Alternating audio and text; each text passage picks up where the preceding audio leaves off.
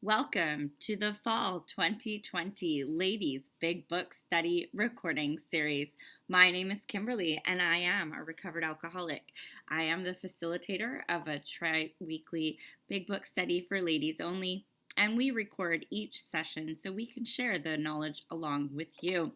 What we do is we read the Big Book of Alcoholics Anonymous line by line.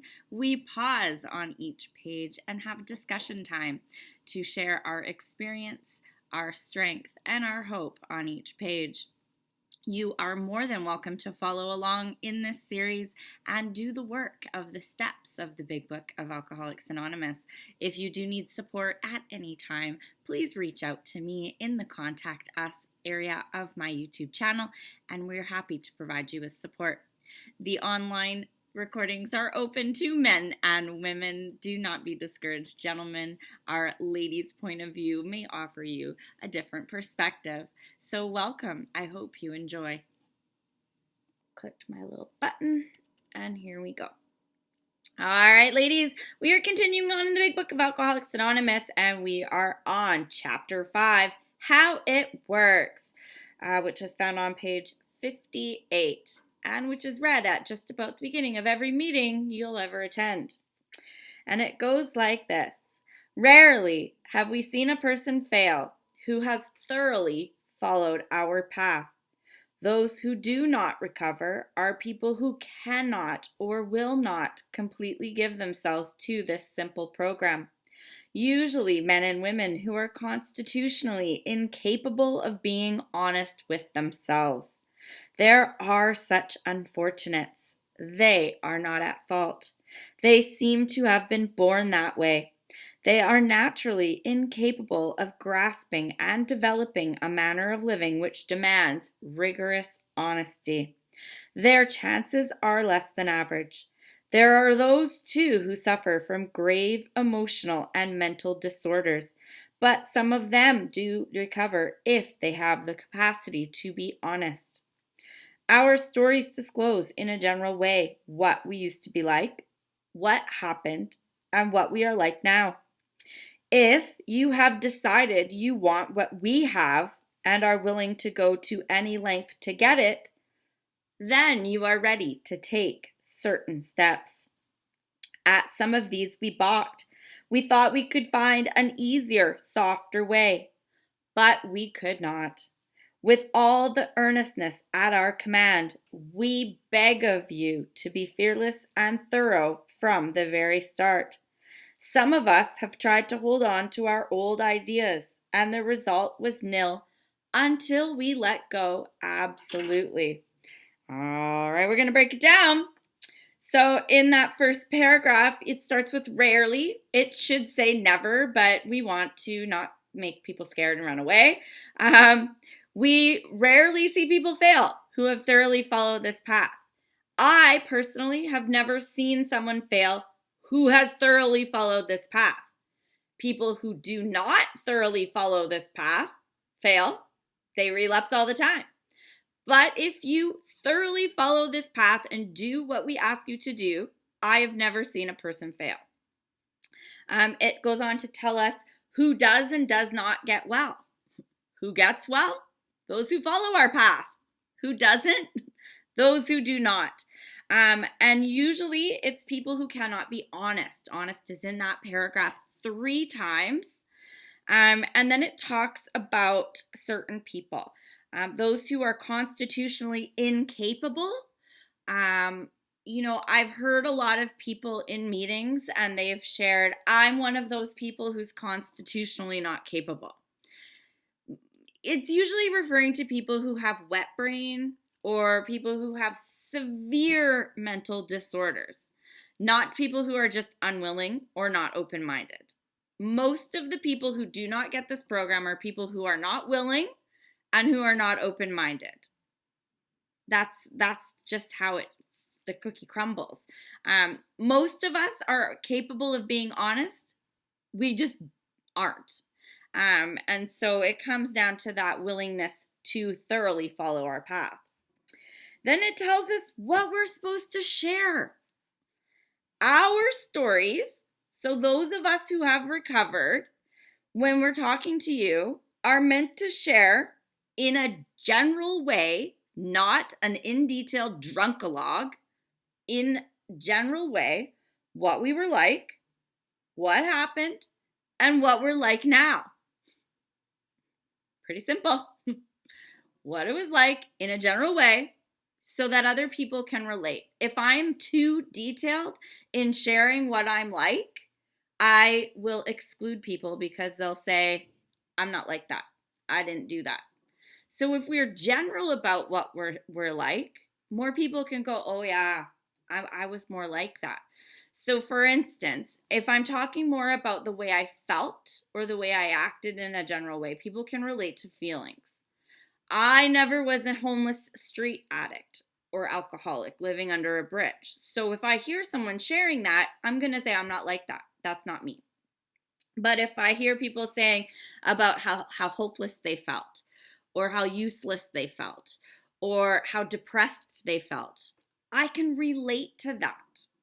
The state of my depression and their depression, it might not be the same. Who knows?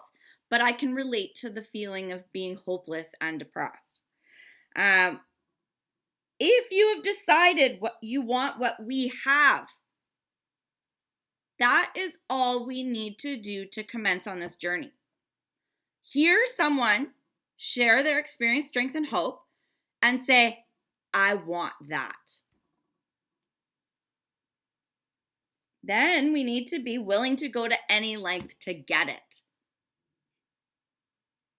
Not just, I want that. I'm going to ask Santa to bring it for Christmas. I need to be able to do the work to get what I see in other people. Why? Because they've done the work to get there. Then, and only then, are you ready to take certain steps. So if you want what I have, and if you're willing to go to any lengths, then you are ready to take certain steps. Not, yeah, I really like what Lucia has, but I'm not willing to work with others. And I am sure as heck not doing amends. You're not ready. It's not going to work. If you want what we have, those who have recovered, and you are willing to go to any length to get what we have, then you are ready to take certain steps. If you're not, it's not going to work. And I don't say that to be harsh, and I don't say that to turn you off of this program. I'm telling you, you will relapse, you will drink again, and you will be miserable, because if you're not willing to go to any lengths and you don't want what I have, it's not gonna work. Have fun with what you're doing. Let me know when you're ready to go to any lengths. And yeah, that's harsh to say, but it's true. I'm not going to lie to you and be like, yeah, it's going to be okay. It's not going to be okay. You are going to relapse if you are not willing to do what we did to get what we have. That's just the cut and dry of it. Why? Oh, because at some of these we balked. We thought we could find an easier, softer way. But we could not. Guess what? Half of us here have tried it. And guess what? It didn't work. That's why we beg of you to do this way. Because we've already tried it the other way, and we're going to tell you it doesn't work. But you know what you're going to do? Well, I'm going to try a different way, and it's going to work for me. Go ahead. See you when you come back. Because guess what? There's 45 right now. 40 of us have tried 50 other ways, and they don't work. Those of us who have recovered, who you want what we have, this is what we did. We've tried other ways, they don't work. We beg of you to do this because we know what happens. We don't beg of you because we think that, maybe we didn't try that one method. Your methods are not going to work. We know that because we've seen it over and over and over and over and over and over again. 85 years, nobody's come back and said they figured it out. I highly doubt you're going to be the first. Sorry to burst your bubble. Just saying. If you are, I'll make you a trophy.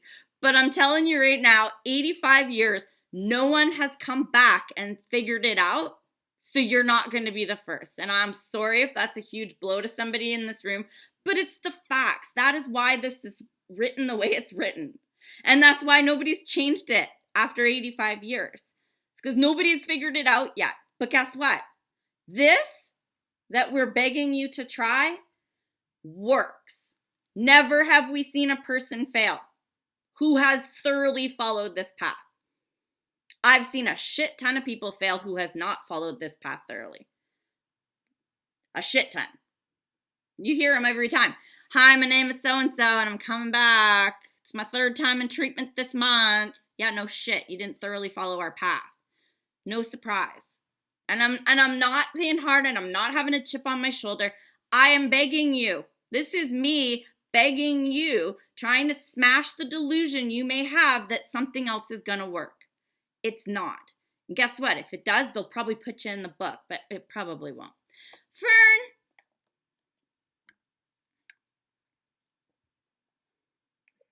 Hi, everyone. I'm Fern, and I'm an alcoholic. This is my favorite paragraph in the book. It worked for me. When I first came in, it was because my doctor had highly recommended I get sober. And I didn't like the idea. I was like full of fear, anxiety. My life was a mess, but I really didn't want to stop drinking. And I would go to meetings because I was told to go by her, and I couldn't get to my stress leave unless I did. So I had to do that, and so I did, and luckily, but I didn't want to let go of my old ideas. I was so full of fear, and one day I went to a meeting. I couldn't share, of course, I couldn't because I was slipping. I was not slipping. I was drinking in between meetings, and I would not show up to certain meetings, and I didn't get a home group. I wouldn't phone the sponsor I got. I just, I wasn't letting go. I was hanging on and by my fingernails on that cliff. And one day I walked into a meeting, and a older fella, a long timer, said, "Maybe you're one of those people that's constitutionally incapable." And oh, what? And so I ended up just really digging into this about honesty, and I realized how dishonest my whole life I was, like just trying to play a role, trying to be somebody I wasn't, somebody I thought you wanted me to be, and hiding it with alcohol, hiding my feelings, hiding who I was. I really didn't even know who I was, not until like 3 years after I got sober. So yeah, that part was the key, and I actually made a point of reading how it works for every meeting that I went to for a while, because I just knew that in here how it works was the answer of how to get sober and how to get a good life. And luckily, I loved the people that I met, so that kept me coming back until I got it. Anyway, thanks for my sobriety, everyone. Thank you so much, Fern. Jessica.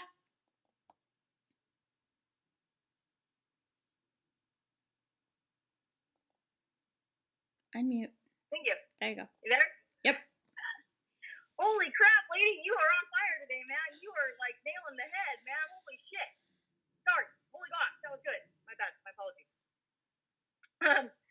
Wow. I'm trying to drive up Portland and pay attention to traffic, and I want to plant you in one of our meetings and just let you run. That was really good. Thank you for that. I thought that was nail on the head. My name is Jessica. I'm a grip recovering alcoholic addict from Portland and the Hood River area. I've learned a lot this morning. Wow, you really said it really good this morning. That was awesome. I have one question for you. With this, I came into this program in 2007. In November 2007, I think it was about 3 months before the divorce was final. I had like 6 months, but I think it was 3 months before the divorce was final. So I've been in here for a little while. I don't know everything, that's for damn sure. But when I first read this, and I've always thought this until you brought this up today, and I want to make sure that I'm not telling myself a lie. So it says that the chancellor, that There are those who suffer from grave emotional and mental disorders, but many of them do recover have the capacity to be honest. So part of my story is I've got, of the family members alive, most of them have passed, but I do have an aunt as a cousin that are alive. They're in prison. They've been in prison since I was like 12. When I read this, I thought that meant when they say that they are naturally incapable of being honest because they're institutionalized, I thought that's what that meant. They don't know how to live in this kind of society. So they're used to telling someone when to shower, when to eat, what to do. So that when I get out here, they're completely lost and they will never be able to turn back into living in an everyday society. Is that how that reads, or am I reading that wrong? I just want to make sure, because when I read that, I thought, oh, well, that's why my aunt is the dork that she is. Like, because that's what I thought. So I just want to get your thought on that. My personal thought is there's people who are constitutionally incapable because they've fallen so far down the scale. They've got wet brain. They've got severe mental disorders that they need to have solved first. So severe bipolar, severe mental actual issues medically, chemical imbalances that they need to have sorted out, or people with wet brain that can't comprehend. But a lot of people just yank on that paragraph and say, I'm constitutionally incapable of being honest. No, you just aren't. You're not willing.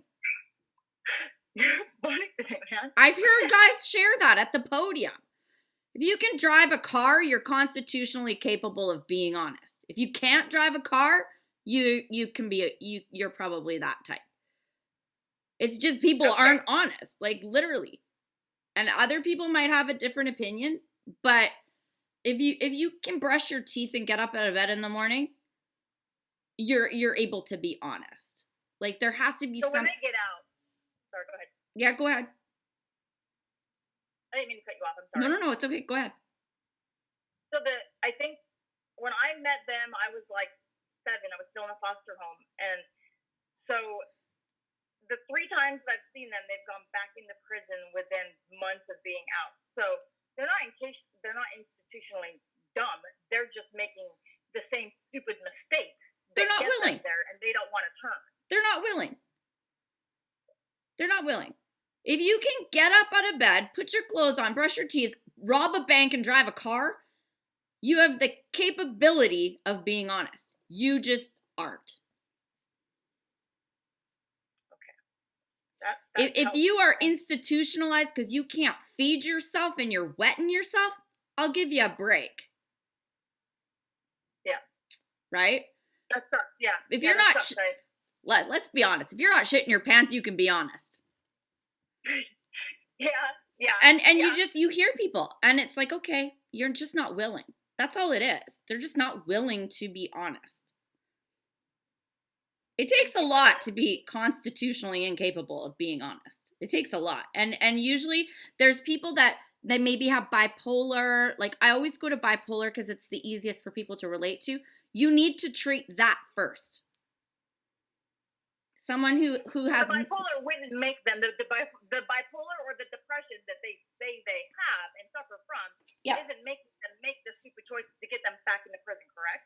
Well, it depends, right? But you're going to need to fix that first before you can start this.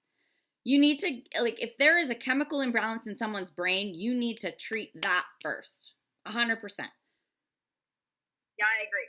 Yeah. The dependency is not going to make you go rob the bank, and that's what they were doing. So I get that. They have the capacity to be honest. Yeah. Absolutely. If you can get yourself out of bed, brush your teeth, and go to the bathroom, and you're not sitting on the couch peeing yourself, you're good. You can be honest. You're just choosing not to. Thank you for. All right, Jenny D. And I must say that is my opinion, and other people might have different opinions. Jenny, go ahead. I'm Jenny Alcoholic. Jessica, you are right. Our girl is on fire today. Anyway, a couple things. First of all, I'm so glad we take this how it works and we break it down like this and talk about it line by line, because this is what we hear at every meeting. And I don't know about you, but this is what Rarely ever seen a person fail who is fairly follow our path. Those who do not recover, blah, blah, blah, blah, blah, blah, blah, blah, blah. And we miss so much. There's so much in here. And it just becomes like, oh, here's how it works again. So I'm so happy that we get to break down this really important page and chapter. And second,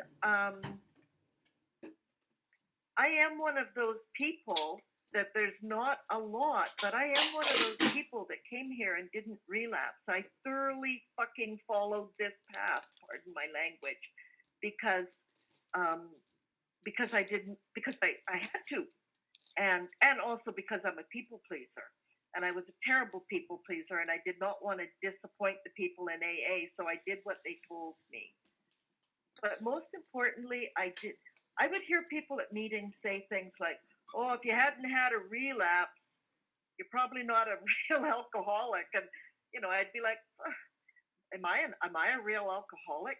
Or it was easier. If you didn't have a relapse, it must have been easier for you. And you know what? It wasn't easy. It was not easy. I wanted to drink until I was 6 months sober every day. But you told me if you want to drink, phone somebody. I didn't want to phone somebody. I wanted to drink. But when I weighed, going back to where I was and making the phone call, I did the things I didn't want to do.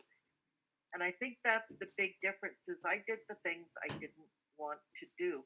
And I stayed sober until I didn't want to drink anymore. So anyways, it's doable. But I always tell people, you got to do the things you don't want to do. Sorry, nobody comes here and wants to do everything. Well, maybe some people do, but I sure as hell didn't. So anyways, thanks. Great meeting so far, Kim. Thanks, Jenny. Yeah, I'm a one-chip wonder myself, but that doesn't mean it was easy, right? And I like to think, I was done. I didn't want to feel like that anymore, and I was really fucking willing to do whatever you told me to stay sober. And I had a faith that kept me from going out even when I tried. But and that's just it's different for everybody. Ari. Hi. So I'm follow up to Jessica. I'm having questions because I'm just finished 4 days sober. I'm working on day 5 today, and I'm new to this program. I'm from Colorado, by the way, and I have major depression with psychotic features. I have generalized anxiety disorder. I have severe PTSD, and I'm hearing you say as long as you treat those things, you can be honest and you can be sober and you can keep doing this.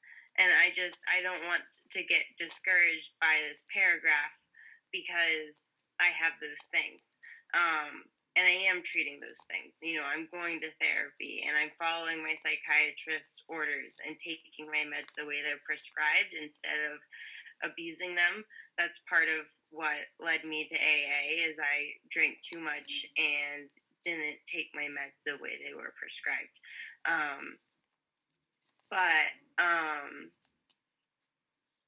So I just been checking in and making sure, like, can I do this? Because I was one of those people, I couldn't get out of bed. I couldn't get dressed. There's been times where I couldn't drive a car. So I'm just making sure that I can do this. Because I want to do this really bad.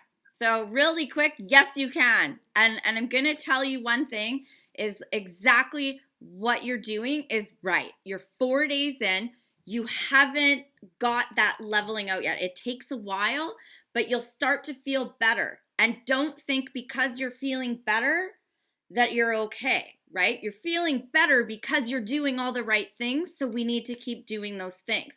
But absolutely stick close to us, follow along, and keep doing the next right thing. And you are absolutely going to be able to do this. as your medication settles in, and it takes about 2 weeks to adjust. So you'll find like your 4 days, as you get to 7 days, and as you get to 9 days, and then to 2 weeks, you'll start to level out and get that clarity, and it'll get easier to get up in the morning and to be able to do the things. And then this layered on top of that will open up things for you. But do not ever forget that the reason things are getting better is because you're doing different things. Because what happens in this room all of the time, and you see it, is people start to feel better and they think, I'm okay. And then so they back away from the things that they've been doing that made them feel better. And then guess what? They fall down and then they end up in the psych ward. We've seen it over and over and over again. So absolutely 100%, you are in the absolute right place. And it's just keep doing the next right thing, and we grow. And we peel away the layers of the onion, and life will start to like get brighter and brighter. And just always, always, always remember that it's the combination of what you're doing here in AA and what you're doing medically that go together. And make sure you're being honest both with your AA support team, because we're going to tell you to get a sponsor and some support teams, and your medical team. Keep both sides in the loop so that you stay whole. And it absolutely 100% works. And your example is perfect. You were that person that couldn't drive a car, that couldn't get out of bed. And now you're starting to peel that away. You're on the medication. You're doing all the next right things. And you're here, right? Yeah. And it's getting better. So it will. It totally, but you have to treat it all together. And the medical stuff does come first, but keep everybody in line, because it only works if everybody knows what's going on. Yes. Because we're really good at saying everything's great, and in the back it's like, I'm lying to my doctor, I'm lying to my sponsor, and nothing's.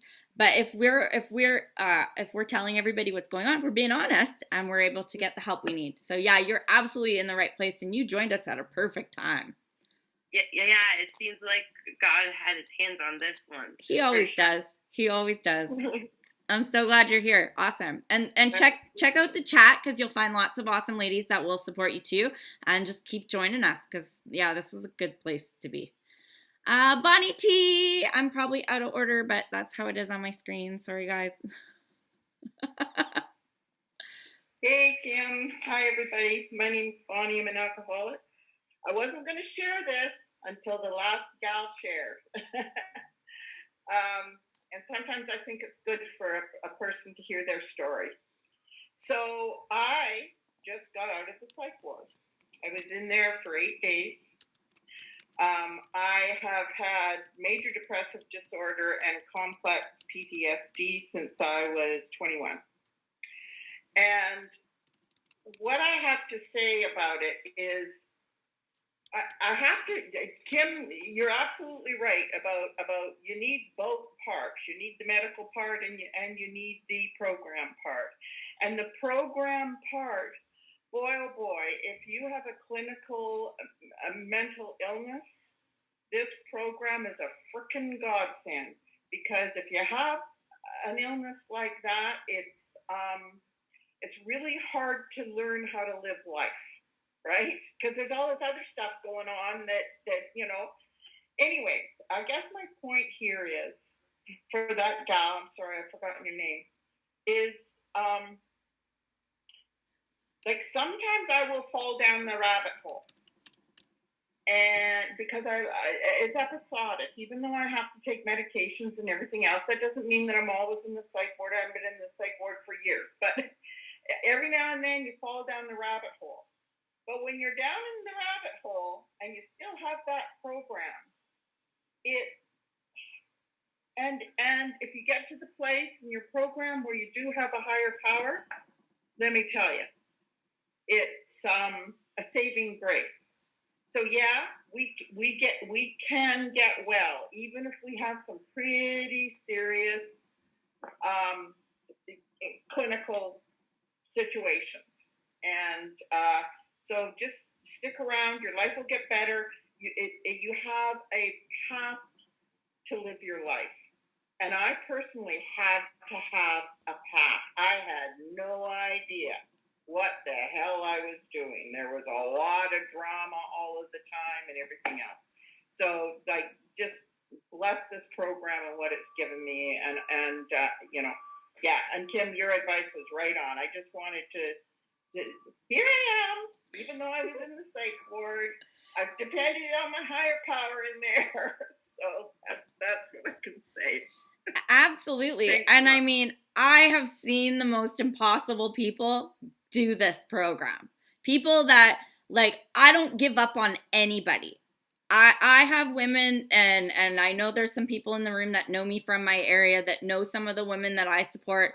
I don't give up on anybody. Anybody can get this. I've seen a guy with wet brain figure this out. He is institutionalized, but he's sober.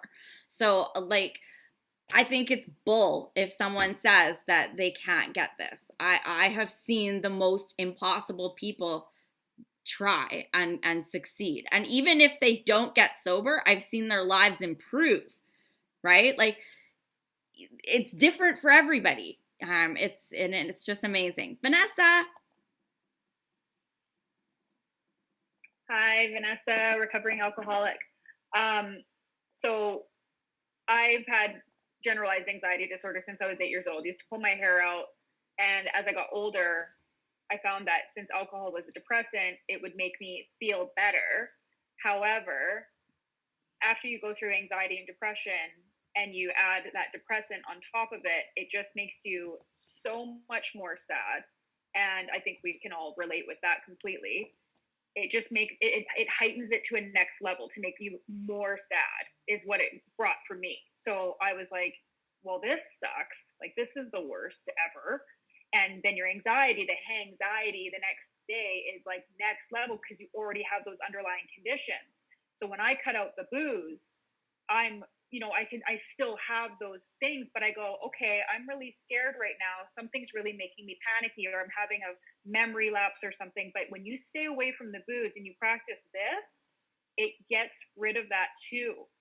Also, still in contact with your doctors or psychiatrists and everything like that, absolutely. But when you cut that booze out, it's so much more less. And my amazing sponsor just always said, you got to feel to heal. You have to feel to heal. You got to feel those feelings. And that's what we're so consumed with our alcoholism or our other addictions, is we're trying to mute everything and trying to make it go away. No, you're going to be stronger tomorrow if you have that panic attack. And yes, stay with your medications and whatever, but still feel those feelings and go, wow, I'm really scared right now, or I'm really sad right now. It's okay to validate ourselves and then just continue on with these 12 steps. Like, this is what saves us. Thank you. Thank you so much. And yeah, and we have feelings. And this is a progress, not perfection. Like myself, I have sometimes when things are going on and, like, a couple days I'm going to be in the dumps.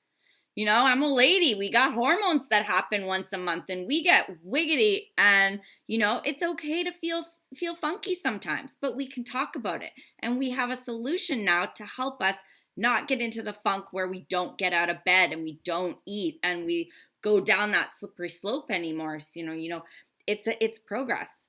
Linda, good morning, afternoon, whatever it is. Good morning. My name is Linda. I'm an alcoholic. So I've always believed that I'm constitutionally incapable of being honest with myself, because I've been around so long, but I've followed the ways in the rooms, and I've always relapsed because there's always been something missing. And it's not until, you see, people, this didn't happen, it seems. Like, I just got introduced to the book through these big book studies just recently. And it's a totally different concept from what I've been being shown. And I've always wondered, why then am I not getting it? Like, what's missing? Something is fundamentally missing for me because I'm not getting it. Like, so you weren't getting the solution. You were getting somebody's version of Alcoholics Anonymous. The solution's in the book.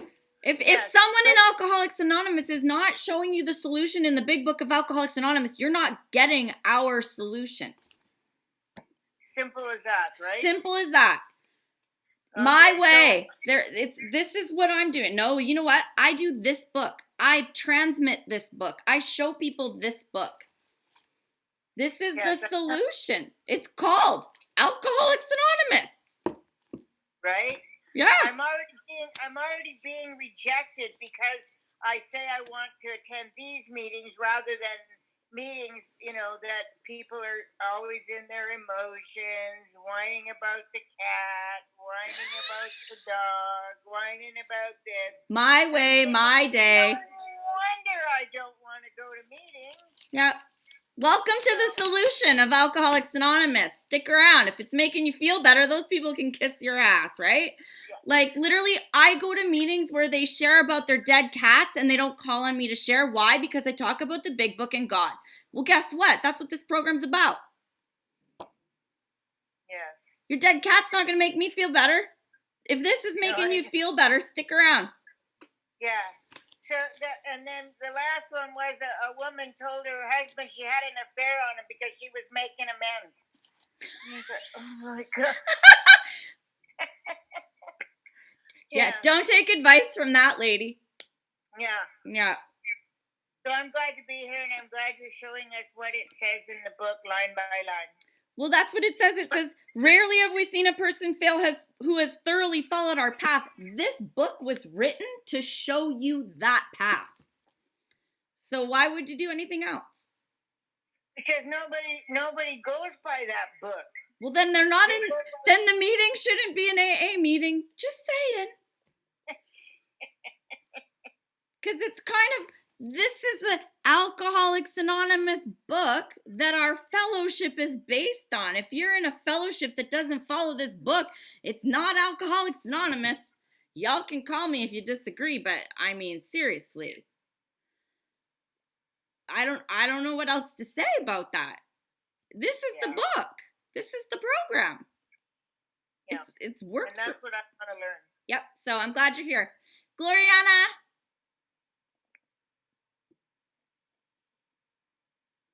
Gloria. There you go. Unmute.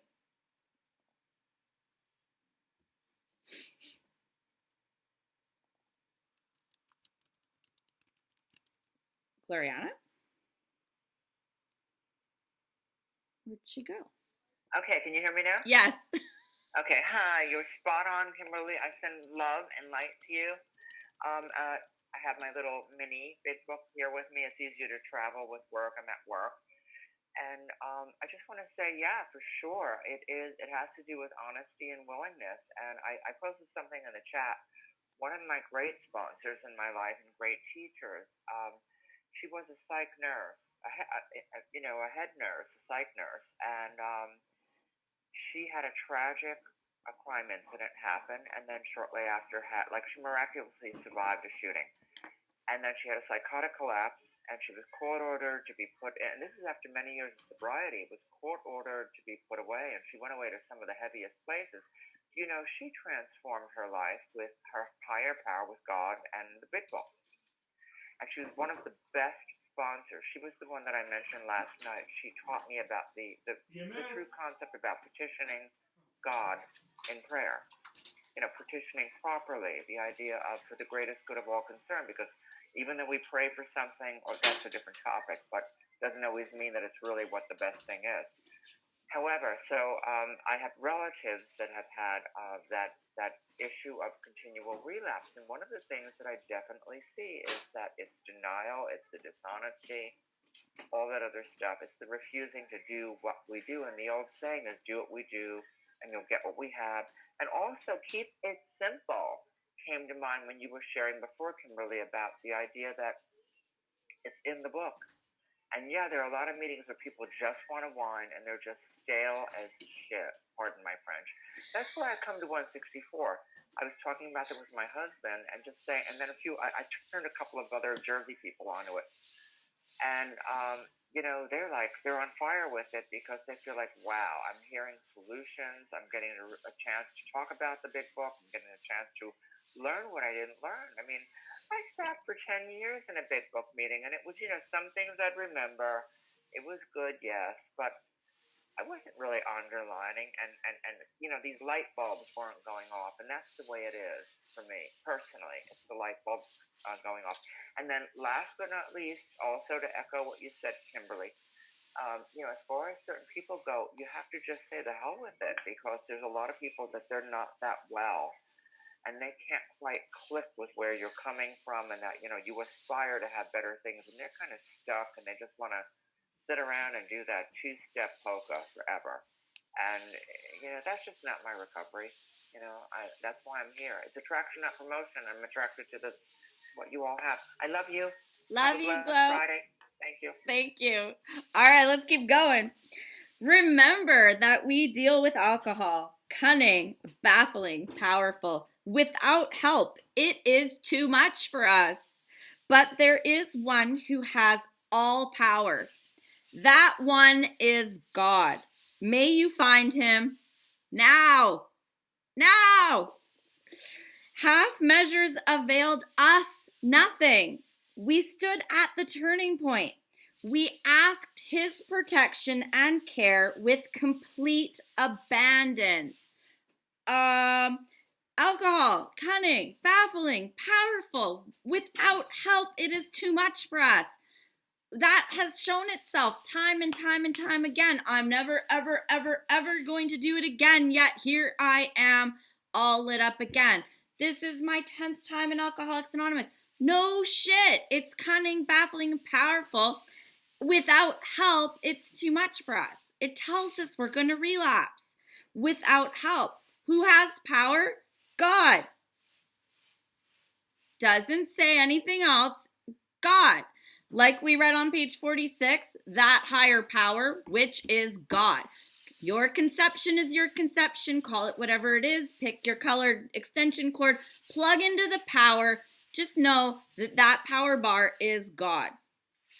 Half measures availed us nothing. Here we are again, telling you again. We just told you on the other page the exact same thing. We're telling you it again.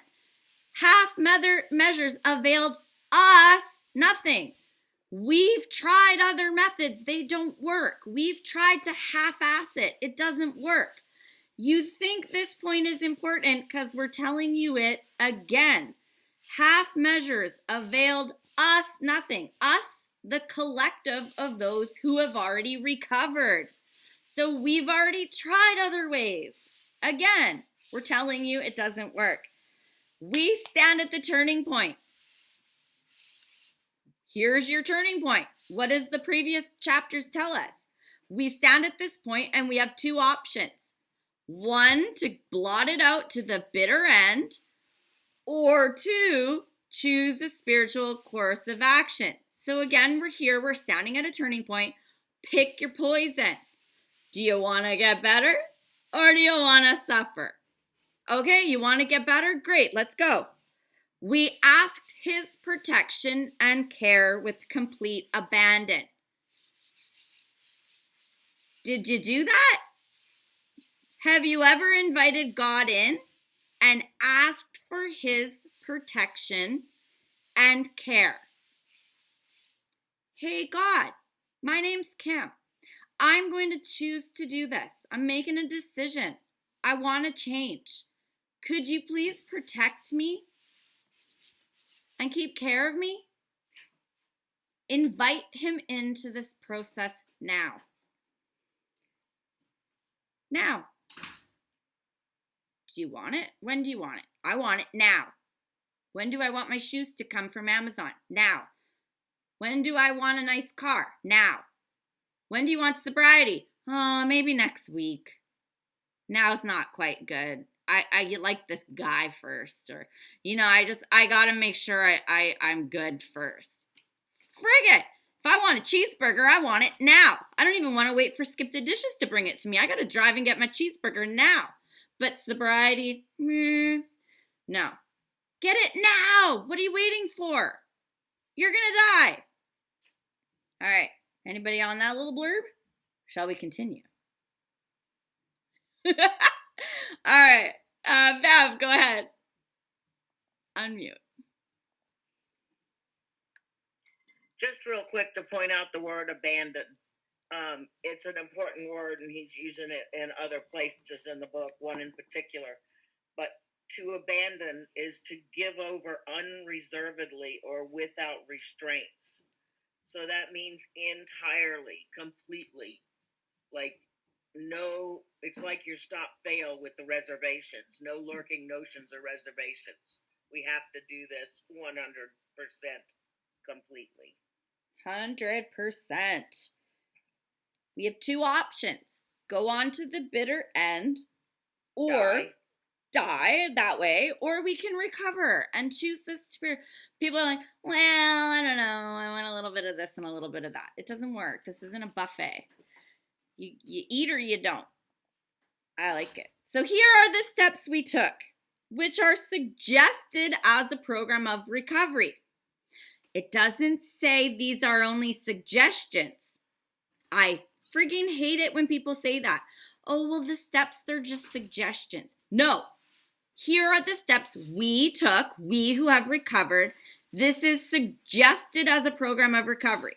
So if you want to recover, here. This is the suggested course of action. People take that word and they bastardize it, and they're like, well, the steps are suggestions, which means I don't have to do all of them, and they're just suggestions, so I'm only going to do 1, 2, 3, 6, 7, 10, 11, 12. They always leave out 4, 5, 8, and 9, just so you know. That's not what it says. It says this is a suggested course of recovery. All of it. 1, we admitted we were powerless over alcohol and that our lives had become unmanageable. 2, came to believe that a power greater than ourselves could restore us to sanity. Doesn't say we have to have that full belief. It just says we're going to be willing to believe it. 3, made a decision to turn our will and our lives over to the care of God as we understood him. That means as we understood him at the time we make the decision. There's no need to look into it further. There's nothing more required than just making a decision. Yeah, you know what? I'm going to turn my will over. Let's do this. Let's proceed. No overthinking that. 4, made a searching and fearless moral inventory of ourselves. It doesn't say I make a resentment list of all of the people that I've been hurt by. I am making a moral inventory of me. So many people make a resentment list and take other people's inventories in their 4. 5, admitted to God, to ourselves, and to another human being the exact nature of our wrongs. God, one other person, and myself, my wrongs. One time, that's it. I don't have to share it publicly. I don't have to share it from a podium. I need to one time only, share my wrongs with God, another person, and myself. 6, we're entirely ready to have God remove all these defects of character. I'm ready. They're not serving me.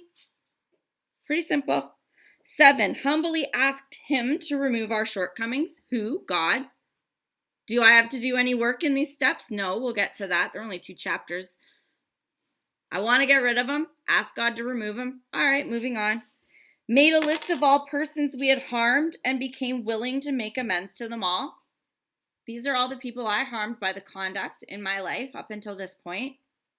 If I'm willing to make the amends, great, move on. If I'm not, I seek the willingness. There's instructions on how to do that. 9, made direct amends to such people whenever possible, except when to do so would injure them or others. Just make amends. 10, continued to take personal inventory, and when we were wrong, promptly admitted it. So keep doing 4 through 9. Progress, not perfection. Sought through prayer and meditation to improve our conscious contact with God as we understood him, praying only for knowledge of his will for us and the power to carry that out. Keep connecting to God, keep allowing him to direct your life, and keep growing that understanding. It will develop. It changes. It's a process. It continues for a lifetime. 12, having had a spiritual awakening as a result of these steps.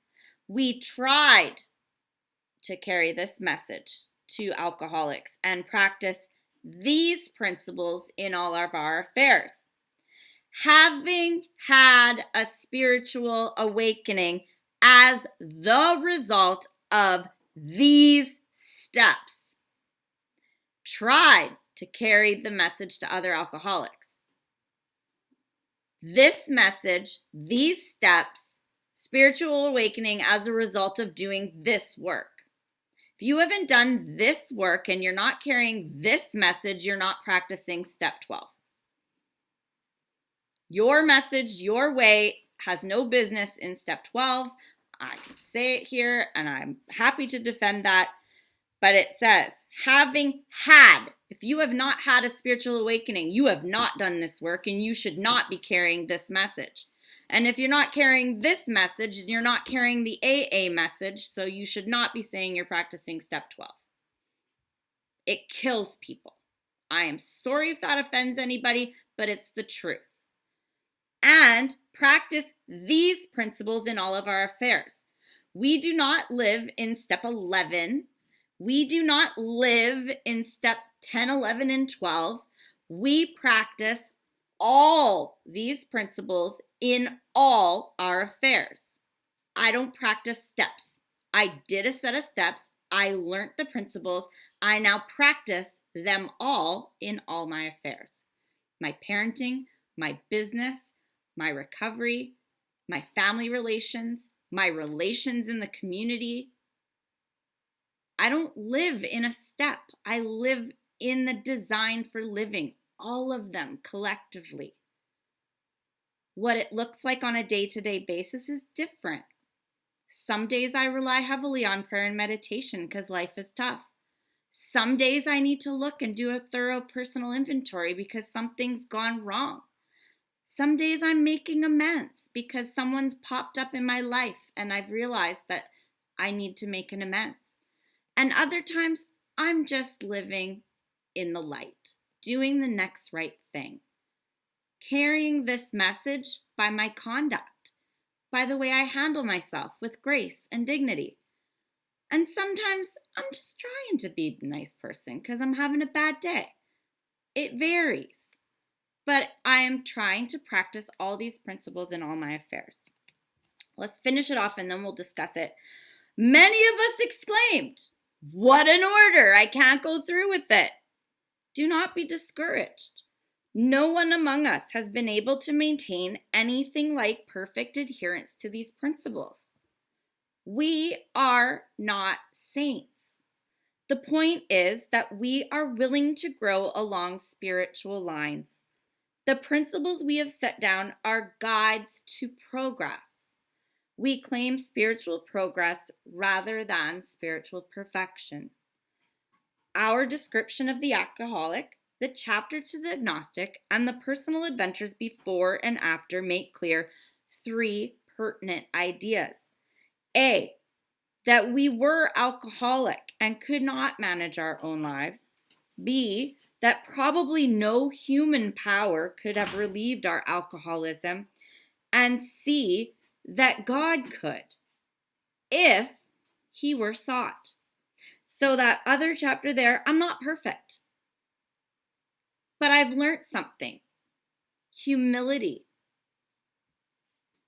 I'm able to learn and grow along spiritual lines because I've realized the benefit it has in my life. I make mistakes today. I admit I make mistakes today. I ask questions when I don't know what the next right thing is. I lean on my supports when I'm having struggles because I'm willing to grow along spiritual lines. Progress, not perfection. And, we're here at this point. A, B, and C, they sound a lot like 1, 2, and 3. I'm an alcoholic. I can't manage my own life. No human power can help me. No sponsor, no person, no boyfriend, no love of a child. No human power. But God could. if he were sought, I have to seek him. I have to draw him near and perform his work well. He doesn't just do it because I wish it. It's a currency. I pray, I meditate, I do the next right thing, I correct my mistakes, and he takes care of me. We got Linda first.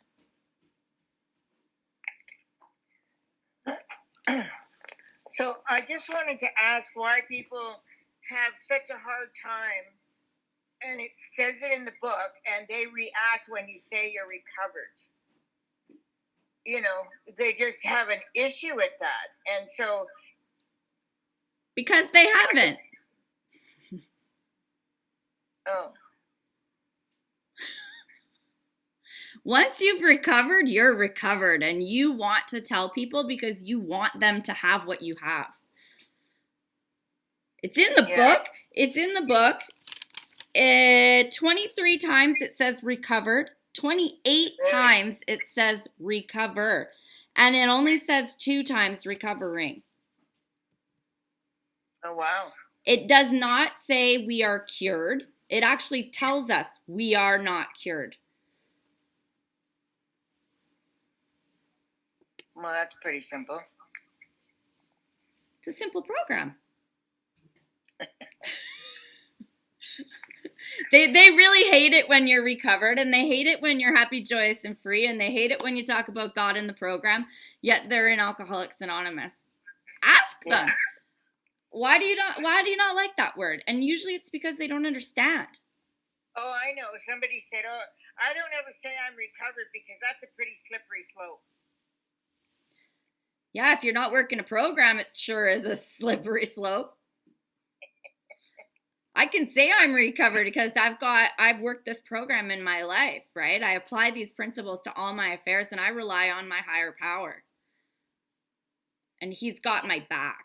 I was driving to pick up a bottle of wine and my phone rang. A member of Alcoholics Anonymous. That is the first defense against the drink. I know that. I've experienced it. And it only comes because I keep him close and I perform his work well. Awesome. Thank you. Thank you. Vanessa. Hi. I just wanted to say I still remember going to my first AA meeting in 2017 and then going like this, we admitted we were powerless over alcohol and that our lives have become unmanageable. And I was like, oh my God, that's me. It's me. And then as I kept reading, as I'm one-eyeing it because I'm seeing triple, I'm going, oh God, oh no. And it discouraged me at that time because I was so spiritually sick inside. And I grew up in a Métis household as well as a white household. My parents were separated. So I had this disbelief, or this, not disbelief, I just didn't know what I believed in because there was Christian, Catholic, and then there was Creator. So I didn't know. But somebody told me that it just had to be a power greater than your addiction if you just want to get that mindset. And something that really helped me at that time was literally looking outside and looking at a tree and going, well, that tree growing is a power greater than my addiction to alcohol. So I'm going to pray to that tree. And then it flourished into, I believe in God and all different types of gods and everything. That's what I love about AA is that we don't discriminate. It's all about equality. My late husband was Punjabi. We would always talk about different cultures and things like that. And that's what unifies us in this whole program. And I think there's so much beauty in that. So yeah, I just wanted to share that if anybody's struggling with the God thing, we all do. And if you can just think of something that's a power greater than your addiction, like a tree, and you believe that, think of anything. Somebody even said electricity once. So that's definitely a power greater than my addiction to alcohol. Straight up it is. That's it. Thank you so much, Vanessa. Well, and not only that, it's like the book tells us very simply, like anything is good enough to make a beginning. And from there, we grow. And that's the whole purpose of this program, is to grow. Leslie. Morning, Leslie, alcoholic, and just wanted to say, really enjoying the meeting. One thing that I was thinking when you were reading the book was that there are a lot of people that will want to point fingers at you. And that is it can be a snare. They want to say, oh, well, look at you. You're not that great. Look at you. You're a sinner. Or you're badass. Or, you know, all this kind of shit. And I say, just don't even listen to it. Just ignore it. It ain't coming from a positive place. It sure as hell isn't coming from God. So that's my thoughts on that. And just kind of like, you know, consider the source. Because there's just a lot of people that are, if they're down and out, they want to bring you back down to their level too. So surround yourself with happy people. Surround yourself with people who have worked the program and are working the program and want something better. You know, I always kind of question somebody who's been sitting there for 15 years in an AA meeting and is just so miserable and it's just this, that, you know, and they're still stuck there, it seems. You know, and what I found is being on here on the Zoom meeting, people are actually growing, they're loving their life, they're enjoying their recovery and stuff like that. So that's about all I got to say about that. And thanks so much, Kim. Thanks so Love it. much. Sounds like one of those symptoms of people being sick that they talk about at the top of page 67, which we'll get to next week, is, you know, I don't like how their symptoms affect me, but I remember that these are sick people. Judgment is a sickness. It's a symptom of them not being well. You know, I didn't come to AA to be a robot. I didn't come here to be mute and to like back into a corner. I came here to be free. So your judgment's not going to go very far with me because I've got that utter confidence on page 15. And, you know, I've got God in my back pocket. And, you know, he's the only one I need to impress around here. Anne-Marie. Hi, I'm Anne-Marie. I'm an alcoholic. I don't know where this comes from, but I printed it out and I had it on my bulletin board at the office. And I'm so glad I kept it. It is important to read your literature in order not to suffer the advice of those who don't read theirs. And that's what this is about. That's what this is about. Yeah, there's that AA saying, take my advice. I'm not using it anyways. Yeah. I love it.